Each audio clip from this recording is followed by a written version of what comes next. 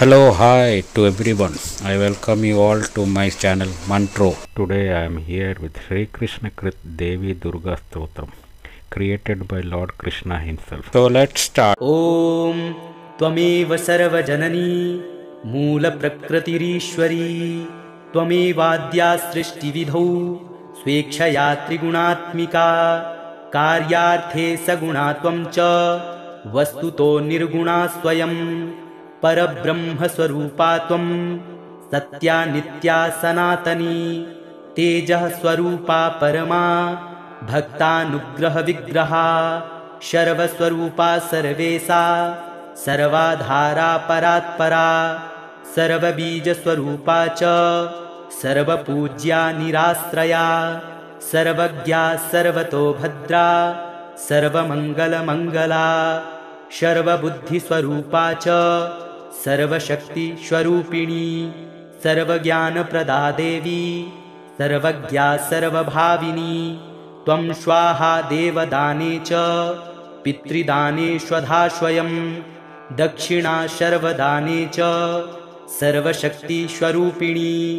निद्रा त्वं च दया त्वं च तृष्णा त्वं चात्मनः प्रिया क्षुच्छान्तिः शान्तिरीशा च कान्तिः सृष्टिश्च शाश्वती श्रद्धा पुष्टि तन्द्रा च लज्जा शोभा दया तथा सतां सम्पत्स्वरूपा श्रीर्विपत्तिरसतामिह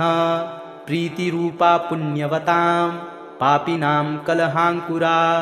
सस्वत्कर्ममयी शक्तिः सर्वदा सर्वजीविनां देवेभ्यः स्वपदो दात्री धातुर्धात्री कृपामयी हिताय सर्वदेवानां सर्वासुरविनाशिनी योगनिद्रा योगरूपा योगदात्री च योगिनां सिद्धिस्वरूपा सिद्धानां सिद्धिदाता सिद्धियोगिनी माहेश्वरी च ब्रह्माणी विष्णुमाया च वैष्णवी भद्रदा भद्रकाली च सर्वलोकभयङ्करी ग्रामे ग्रामे ग्रामदेवी गृहदेवी गृहे गृहे शतां कीर्तिः प्रतिष्ठा च निन्दा त्वमसतां सदा महायुद्धे महामारी दुष्टसंहाररूपिणी रक्षास्वरूपा शिष्टानां माते वहितकारिणी वन्द्या पूज्या स्तुता त्वं च ब्रह्मादीनां च सर्वदा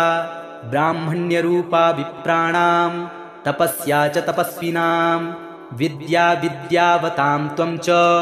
बुद्धिर्बुद्धिमतां सतां मेधा स्मृतिस्वरूपा च प्रतिभा प्रतिभावतां राज्ञां प्रतापरूपा च विशां वाणिज्यरूपिणी सृष्टौ सृष्टिस्वरूपा त्वं रक्षारूपा च पालने तथान्ते त्वं महामारी विश्वस्य विश्वपूजिते कालरात्रिर्महारात्रिर्मोहरात्रिश्च मोहिनी दुरत्यया मे माया त्वं यया सम्मोहितं जगत् यया मुग्धो हि विद्वांश्च मोक्षमार्ग न पश्यति इत्यात्मना कृतं स्तोत्रं दुर्गाया दुर्गनाशनं पूजाकाले पठेद्यो हि सिद्धिर्भवति वाञ्छिता वन्ध्या च काकवन्ध्या च मृतवत्सा च दुर्भगा श्रुत्वा स्तोत्रं वर्षमेकं पुत्रं लभते ध्रुवं